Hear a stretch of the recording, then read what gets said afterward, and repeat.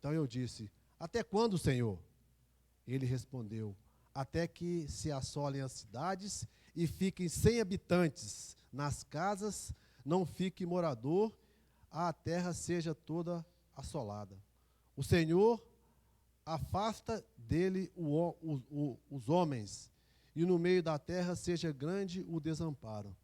Mas se ainda a 10ª parte dela ficar, tornará a ser pastada, como o carvalho e como a azinheira, que depois de se desfolharem, ainda fica firme. Assim, a santa semente será firmeza dele. Amém?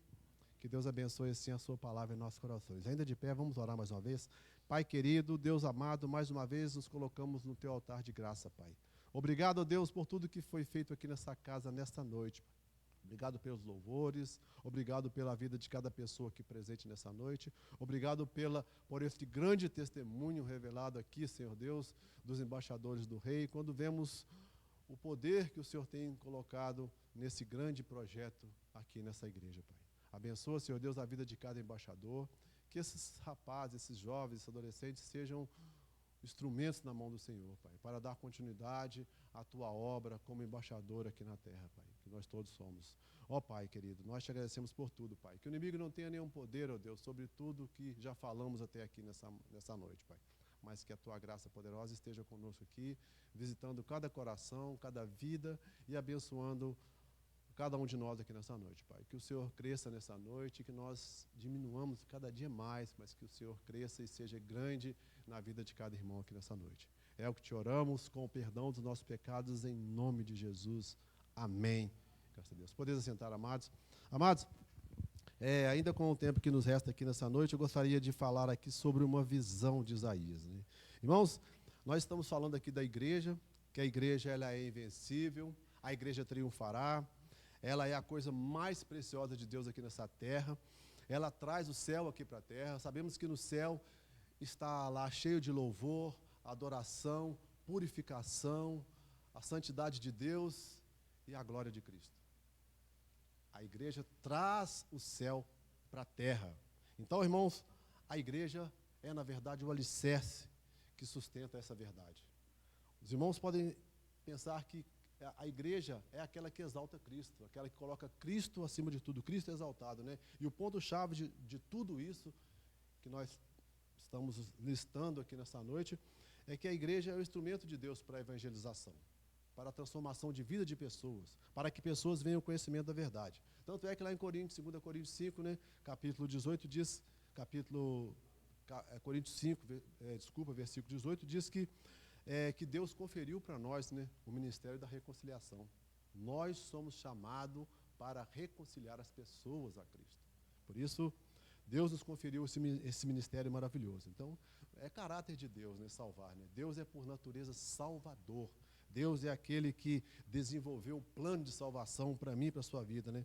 No sentido de que Ele criou o plano para a sua própria justiça, para que Ele mesmo pudesse fazer a justiça do seu coração. Então, lá em Hebreus, né, o livro de Hebreus, o próprio Filho diz, né, que um corpo tu me preparaste. Perceba que Deus criou esse plano maravilhoso para a igreja. Então, o plano de Deus é que a igreja seja purificada, santificada e glorificada, assim como Cristo é e sempre será. Então, o nosso Deus, Ele é salvador por natureza. Então, Deus deu essa missão para a igreja, para que a igreja possa desenvolver um plano de resgate das pessoas que vivem aqui nessa terra. E hoje pela manhã nós falamos aqui sobre o capítulo 5, recapitulando rápido aqui, falamos sobre a vinha do Senhor, né? Que o povo de Israel, Isaías profetiza aqui que o povo de Israel estava sendo levado cativo por causa do pecado, por causa da sua iniquidade, que Deus colocou ali uma vinha, preparou tudo para que aquela vinha fosse produtiva, e essa vinha não deu frutos, né? Ao invés de produzir uvas doces, eles produziram uvas amargas. Então nós falamos de manhã hoje aqui que por isso, Isaías listou ali aproximadamente, né, no versículo 5, capítulo 8 até o 22, ele listou ali alguns ais, né, que significa condenar, né, o porquê que o povo de Israel estava sendo estava sendo levado cativo, por que estava próximo, né, daquele povo ali, o juízo, né, juízo para aquele povo por causa do seu pecado. Então nós percebemos lá, resumidamente, que o povo, vou listar aqui alguns aqui, né, o materialismo do pessoal, né, bebedeira, desafio para o próprio Deus, perversão moral, orgulho, arrogância. Então as pessoas estavam tendo uma liderança corrupta, tudo isso estava pervertendo o povo de Israel naquela época. E aí, né, então nós chegamos no final do capítulo 5 com essa observação e percebemos que a nação de Israel estava próximo de ser à beira do juízo. O juízo de Deus estava próximo. Então nós percebemos que Deus, né, que o juízo de Deus está próximo, e por causa da iniquidade do povo é que tudo isso vem acontecendo com a história de Israel, né? A iniquidade de Israel levou o povo a esse juízo. E aí nós percebemos que o propósito do livro de Isaías, ele é demonstrar o descontentamento de Deus com o povo, com a sua vida, com o seu caráter, quando Deus fez tudo para resgatar o povo, tudo para tirar o povo daquela vida miserável, e o povo ainda assim se entregou a uma vida de miséria. E aí nós temos aqui no capítulo 6 uma visão de Deus.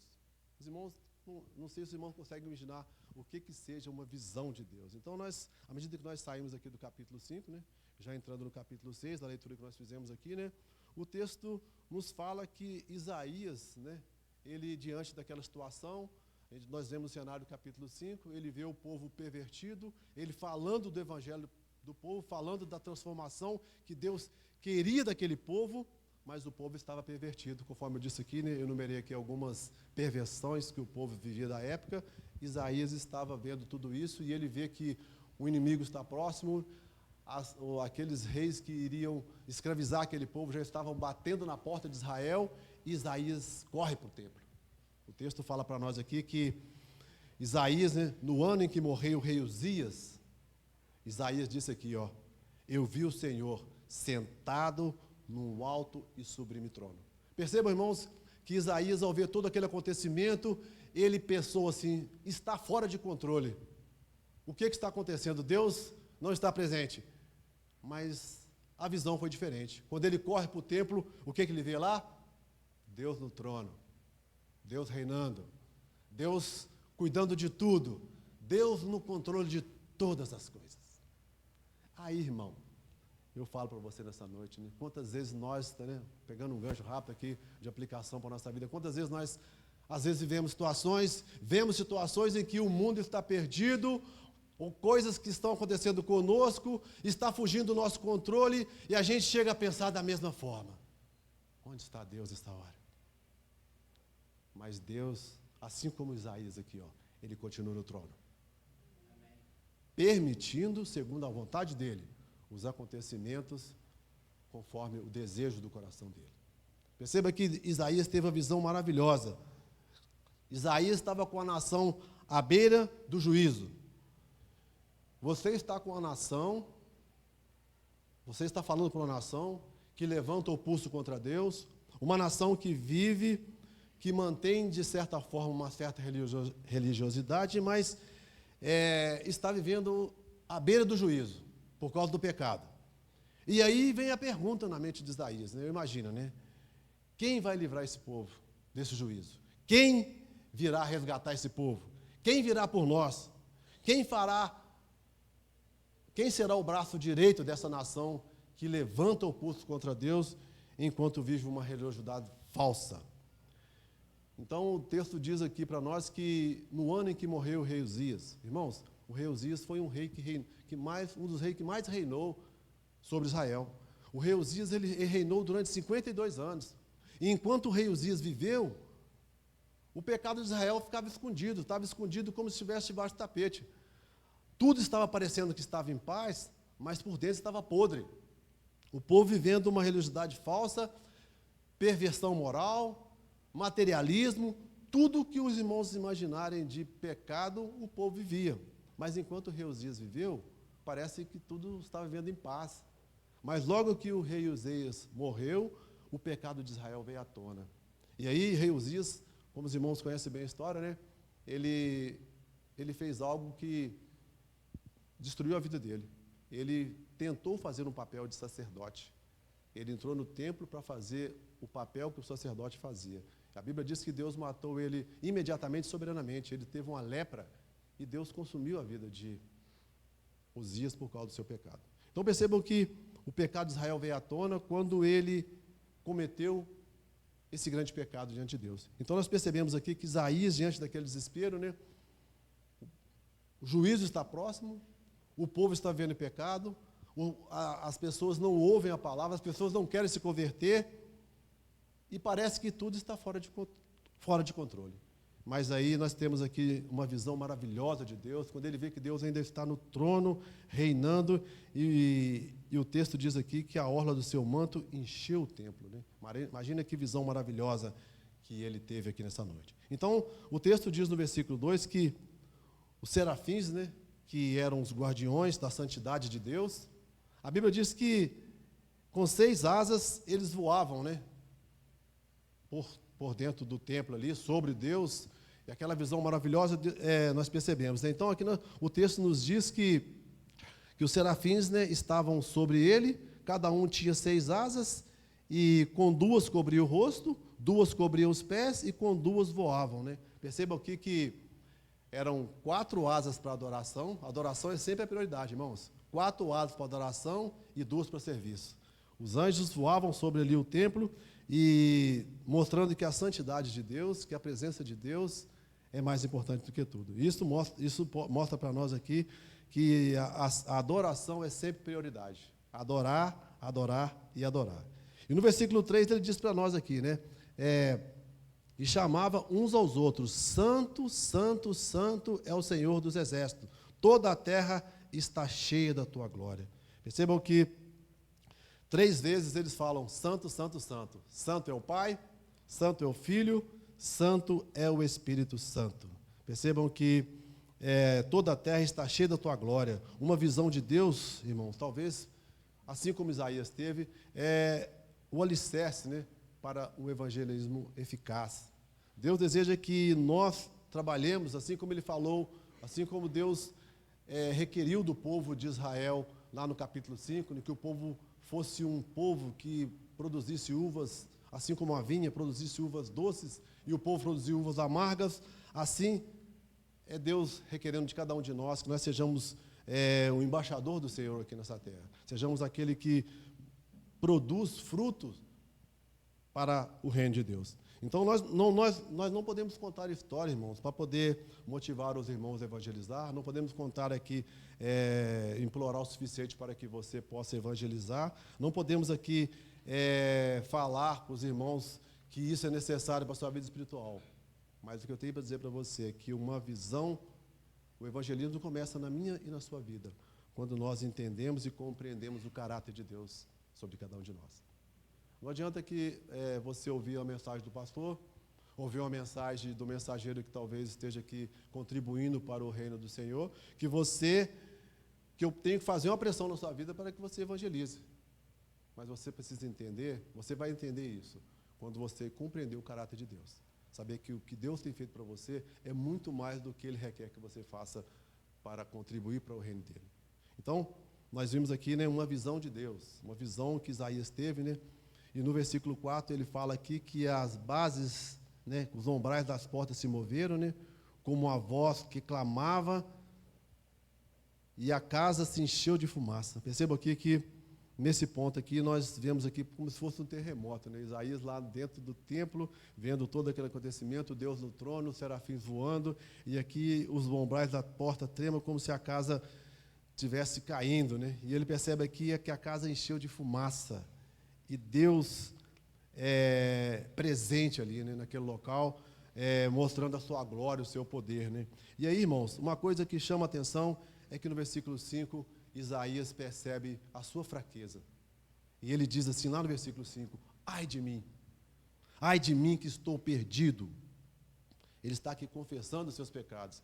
Então, ele diz aqui no versículo 5, ele diz: então eu disse, ai de mim que estou perdido, porque sou um homem de lábios impuros e habito no meio de um povo de lábios impuros. E meus olhos viram o Senhor, os meus olhos viram o Rei dos Exércitos. Irmãos, percebam que é uma contradição grande demais aqui. Imagine que o que Deus está vendo em Isaías? Ele está vendo o pecado, ele está vendo a iniquidade. E o que Isaías está vendo? Isaías está vendo santidade. É um confronto muito grande. É o pecado,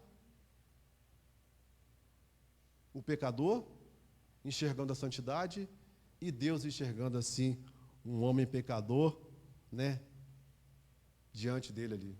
Percebam que vários, né, homens da Bíblia, né, imagina lá os discípulos, né, no monte da transfiguração com Jesus, né, quando eles viram a luz de Deus, a glória de Deus, eles caíram como mortos, né?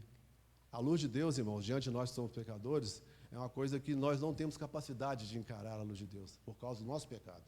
Percebam também que João, na ilha de Patmos, né, ele teve como morto quando ele teve a visão de encontrar com Deus, né? Então percebam que uma visão do homem para Deus é algo constrangedor, é algo que estremecedor, é algo que nós não temos capacidade de enxergar por causa da nossa iniquidade, por causa do nosso pecado, em contrapartida à purificação de Deus, a pureza de Deus. Então percebam que Isaías aqui ele reconhece, né, porque ele reconhece que ele era pecador, mas ele viu o rei, ele viu o Senhor dos exércitos. Então aqui o texto diz para nós que um dos serafins voou, ele diz, né, um dos serafins voou para mim, trazendo uma brasa viva que tomara do altar com a tenaz. E com ela tocou a minha boca. No versículo 7 ele diz, e disse, eis que isso tocou os meus lábios. Assim, a tua culpa foi removida e o teu pecado foi perdoado. Irmãos, esse é o poder de Deus, purificar o homem pecador. Assim como Deus purificou aqui a vida de Isaías com a brasa acesa, ele também é misericordioso, é gracioso, para também purificar a nossa vida. E depois disso, Isaías ouviu uma voz que disse, né, a quem enviarei? No versículo 8 ele diz, depois disso ouviu uma voz do Senhor que dizia, a quem enviarei e quem há de ir por nós? E ele disse, eis-me aqui, envia-me. Então ele foi, o versículo 9, 10 e 11 aqui, né? Deus revela para ele, você vai pregar, mas ninguém vai ouvir. Você vai falar do amor, vai falar da minha palavra, mas ninguém vai dar ouvidos, ninguém vai se comover e se converter o seu coração. Mas Isaías perguntou, até quando? Até quando farei isso? Aqui no versículo 11 ele diz, até quando? O Senhor diz, até que não haja mais ninguém, mas pregue a palavra. Até que não haja nenhuma pessoa na cidade, a cidade seja assolada e você deve pregar. Então foi esse o que Deus colocou no coração de Isaías. Pregar a palavra até que não haja mais ninguém. E a Bíblia diz que Isaías foi um homem que pregou e ninguém ouviu mesmo. Ele pregou, o povo de Israel se perverteu, ele foi usado por Deus para falar do amor para tanta gente, um livro que até hoje nos influencia demais da conta com a sua palavra, com o que ele pregou, mas nós percebemos que no final da história, no último versículo, ele diz o seguinte, o Senhor diz assim para Isaías, mas se ainda 1/10 dela ficar, tornará a ser pastada, como o carvalho e como a azinheira, que depois de ser desfolharem, ainda ficarão firmes. Assim, a santa semente será firmada dele. O que isso quer dizer para nós? Isso quer dizer, irmãos, que não era para Isaías desanimar, não. Era para ele continuar falando que existia lá uma parte desse povo que Deus chamou na Bíblia aqui de carvalho. Esse povo vai se converter. É por isso que eu e você não podemos desanimar de pregar o Evangelho. Porque ainda existe lá 1/10 desse povo que vai se converter, entregar a sua vida para Jesus e viver o que Deus tem preparado para cada um de nós.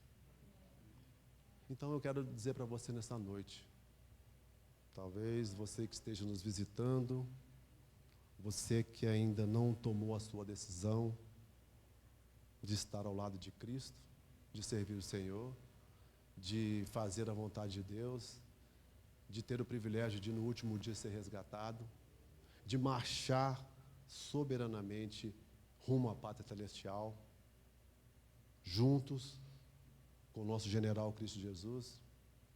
Quem sabe você, nessa noite, entendeu essa mensagem e deseja fazer parte desse 10% que Deus propôs para Isaías, que seria restaurado.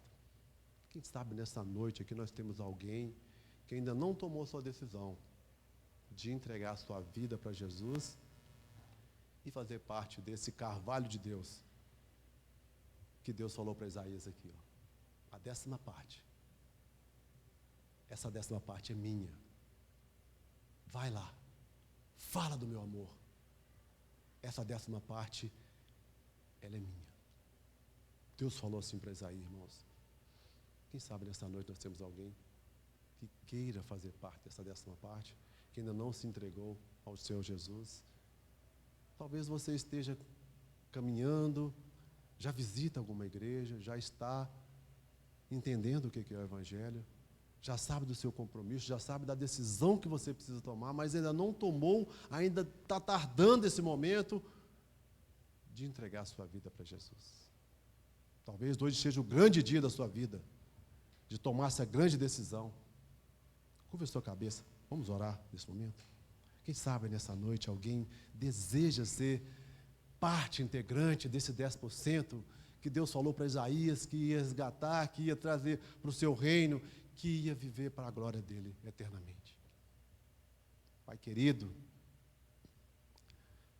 nós te agradecemos, ó Deus, pelo privilégio de estarmos aqui nessa noite como um humilde servo do Senhor, ó Deus, para trazer uma mensagem simples do seu Evangelho, mas que o teu Santo Espírito está na direção de tudo, Pai.